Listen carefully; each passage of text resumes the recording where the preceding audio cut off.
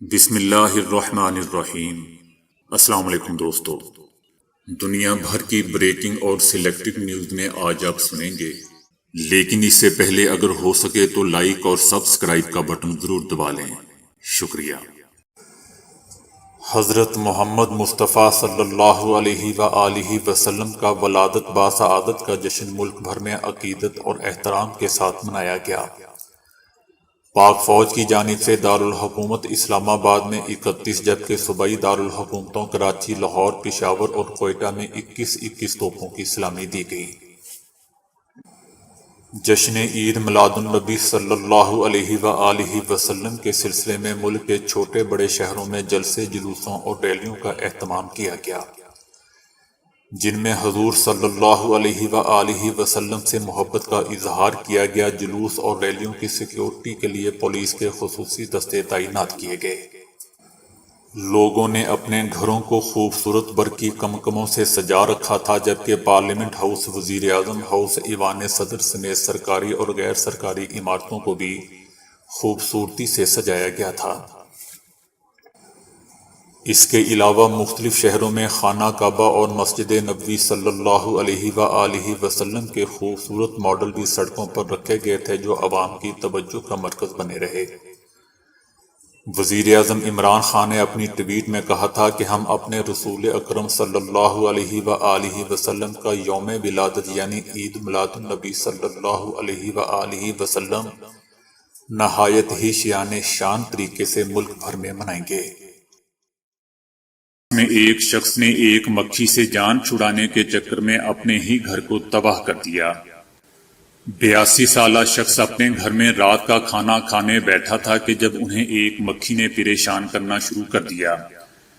انہوں نے مکھی کو الیکٹرک ریکٹ سے مارنے کی کوشش شروع کر دی۔ NDTV کے مطابق الیکٹرک ریکٹ کے کرنٹ اور لیک ہونے والی گیس کے آپس میں ملنے سے گھر میں دھماکہ ہوا، جس سے کچن کی چھت اڑ گئی۔ تاہم 82 سالہ شخص اس واقعہ میں بچ گیا۔ ان کا ہاتھ تھوڑا سا جلا تھا اور انہیں چیک اپ کے لیے ہاسپٹل لے جایا گیا تھا۔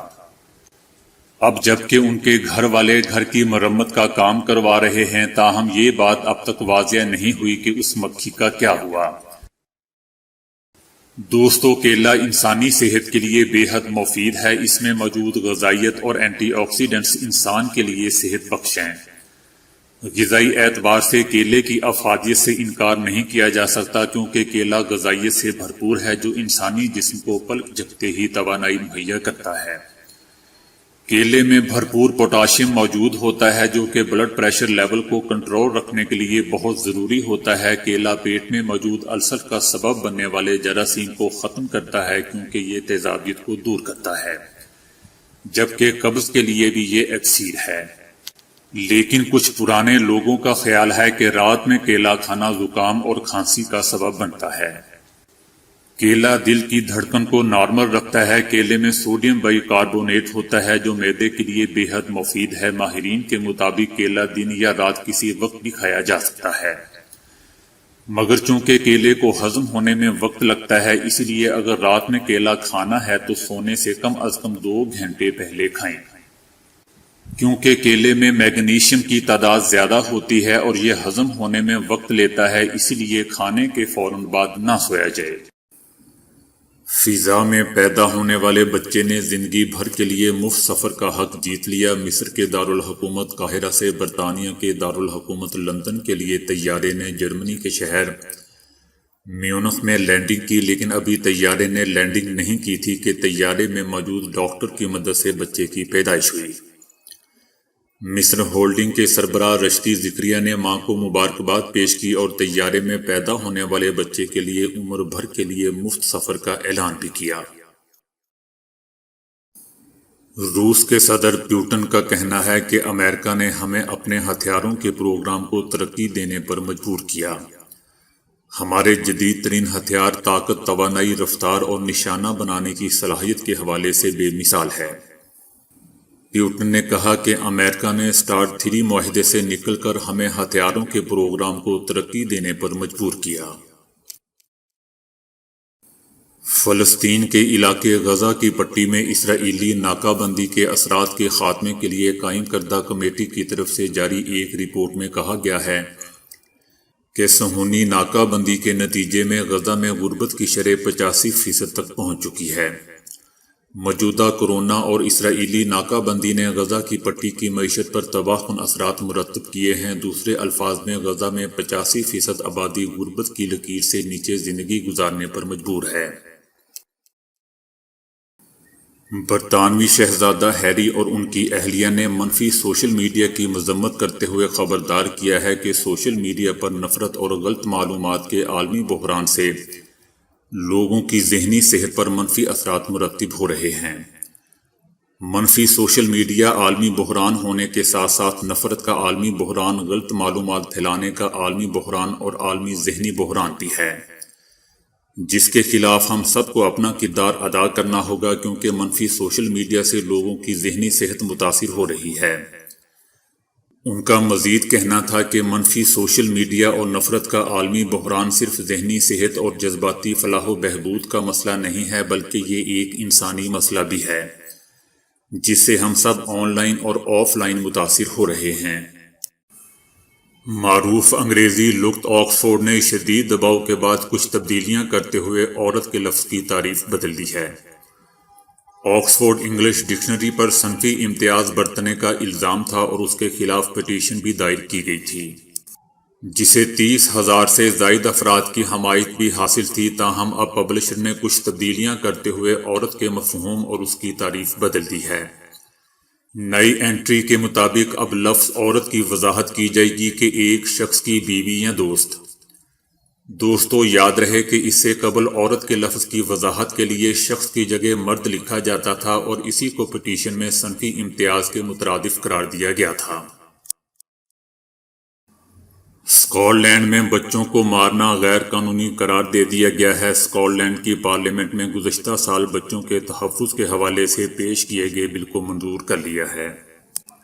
اس بل کے تحت بچوں کو اب بڑوں کی طرح مکمل تحفظ مہیا کیا گیا ہے، تاہم معقول وجوہات کی بنا پر سزا دینے کے لیے برطانیہ کے مختلف حصوں میں اب بھی ان کو مارنے کی اجازت ہوگی۔ اس بل کے تحت اب ایسی وجوہات کا بھی دفاع نہیں کیا جا سکے گا جس کے تحت ان کو سزا دینا ضروری ہو۔ ایسی صورت میں والدین کو قانونی کارروائی کا سامنا بھی کرنا پڑ سکتا ہے۔ بل کے تحت بچے کے جسم کے کسی حصے پر مارنا، ہاتھ یا کسی اور چیز سے لات اٹھا کر پھینکنا، مکہ مارنے اور بال پکڑنے پر بھی پابندی ہوگی، جبکہ اس کو کسی بے سکون جگہ پر بیٹھنے کے لیے بھی مجبور نہیں کیا جا سکے گا۔ دوسری طرف بیچارے والدین کی طرف سے اسکاٹ لینڈ میں اس قانون کی مخالفت بھی ہو رہی ہے اور اس کے خلاف مہم چلانے والے گروپ نے اسے ایک خوفناک قانون قرار دیا ہے۔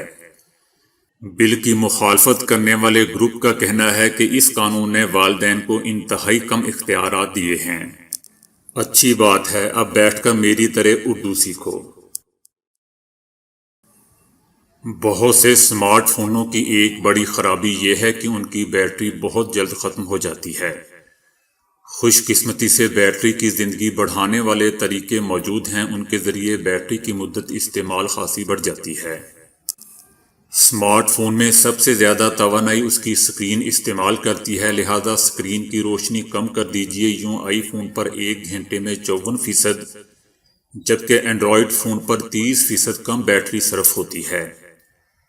ویب براؤزنگ کے وقت اسمارٹ فون اشتہارات ڈاؤن لوڈ کرتے ہوئے خاصی توانائی خرچ کرتا ہے، چنانچہ ایڈ بلاکر انسٹال کر کے بھی آپ بیٹری کی زندگی بڑھا سکتے ہیں۔ نوجوان نسل انٹرنیٹ پہ گانے سننا پسند کرتی ہے، لیکن اس طرح بیٹری زیادہ پاور استعمال کرتی ہے۔ مثلاً وائی فائی کنیکشن پر 2 گھنٹے گانے سننے سے 10% بیٹری خرچ ہوتی ہے، مگر فون کے اندر موجود گانے سننے میں بیٹری کا خرچ صرف 5% ہوتا ہے۔ وائرلیس بند کر دیں۔ جب کسی مقام پر وائی فائی کو کوریج اچھی نہ ہو تو بیٹری بہت تیزی سے ختم ہوتی ہے۔ وجہ یہ ہے کہ فون اپنی توانائی اچھے سگنل کی تلاش میں خرچ کرتا ہے، لہذا بیٹری بچانے کے لیے وائی فائی بند کر دیں۔ آئی فون اور اینڈرائیڈ فونوں میں یہ دیکھنے کا طریقہ موجود ہے کہ کون سی ایپس بیٹری زیادہ خرچ کرتی ہے۔ وہ یہ بھی بتاتا ہے کہ فون جب استعمال نہ ہو تو کون سی ایپلیکیشنز بیٹری خرچ کرتی ہیں۔ انہیں تلاش کر کے بیک گراؤنڈ ایکٹیویٹیز کو ڈسیبل کر دیں۔ بعض ایپس آپ کی لوکیشن ٹریک کرتی ہیں، تب فون کا جی پی ایس بہت زیادہ بیٹری استعمال کرتا ہے، لہٰذا بہتر ہے کہ ایسی ایپس کو ڈسیبل کر دیا جائے۔ کابل کے بازار پرانی اشیاء کے سامان سے بھرے ہیں۔ یہ سامان یا تو ملک چھوڑنے والوں یا ضرورت مند افغان شہریوں نے فروخت کیا ہے۔ 15 اگست کو طالبان کے کابل پر قبضے کے بعد سے افغانوں کو معاشی مشکلات کا سامنا ہے۔ بازار میں کچن کی اشیاء سے لے کر 90 کی دہائی کے ٹی وی سیٹس، پرانی سلائی مشینیں، بستر اور قالین موجود ہیں۔ شہریوں کے مطابق پہلے کی طرح اب معمول کے مطابق کام پر نہیں جا رہے ہیں اور وہ ہر ہفتے اپنے بینک اکاؤنٹ سے صرف $200 تک کی رقم نکلوا سکتے ہیں۔ اس کا مطلب یہ ہے کہ ملک میں نقدی کی قلت ہے۔ محمد احسان نامی شخص جو کابل کے ایک پہاڑی علاقے میں رہتے ہیں، ان کا کہنا ہے کہ ہمارے پاس کھانے کو کچھ نہیں، ہم غریب ہیں اور یہ سامان بیچنے پر مجبور ہیں۔ پہلے امیر لوگ کابل میں تھے، اب سب چلے گئے ہیں۔ ایک دکاندار کا کہنا ہے کہ وہ کبھی اتنے مصروف نہیں تھے۔ طالبان کے اقتدار میں آنے سے پہلے ہی افغانستان کو خشک سالی، کھانے کی قلت اور کورونا کی وجہ سے صحت کے نظام پر دباؤ کا سامنا تھا۔ اقوام متحدہ نے گزشتہ ہفتے خبردار کیا تھا کہ غربت کی لکیر کے نیچے رہنے والے افراد کی شرح 72% سے بڑھ کر اگلے سال کے وسط تک 97% تک بڑھ سکتی ہے۔ تو دوستو، ابھی کے لیے اتنا ہی۔ ویڈیو کو لائک اور شیئر کرنے کا بہت بہت شکریہ۔